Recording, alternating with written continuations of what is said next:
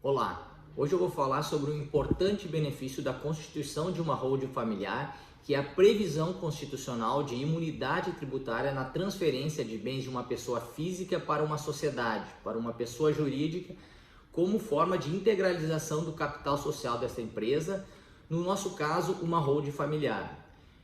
De forma sucinta, a imunidade tributária é uma prerrogativa da nossa Constituição Federal para limitar o poder de tributar da União Federal, dos estados, dos municípios e do Distrito Federal. Ou seja, em uma situação normal, determinado bem seria sujeito à tributação, contudo, em razão de uma regra especial de imunidade, aquele bem específico está imune daquela tributação.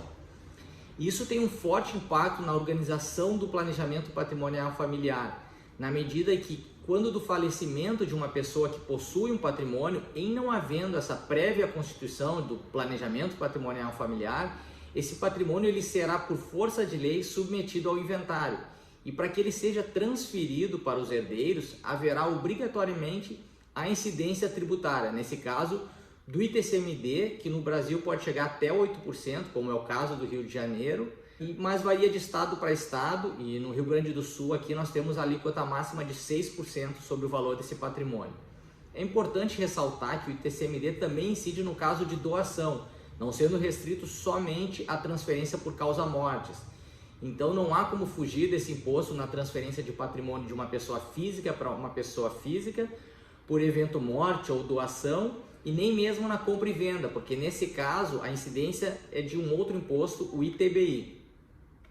Considerando então essas situações, nós já podemos identificar o grande benefício trazido pelo planejamento patrimonial familiar, com a constituição de uma holding familiar e integralização do seu capital social com bens, especialmente, mas não necessariamente somente bens imóveis, mas sim todo e qualquer bem ao qual seja possível atribuir um valor. Com esse procedimento, quem passa a ser o dono do patrimônio é a empresa, sem que seja necessário o pagamento do ITCMD ou ITBI na transferência de titularidade desses bens, que serão transmitidos como integralização de capital social da empresa,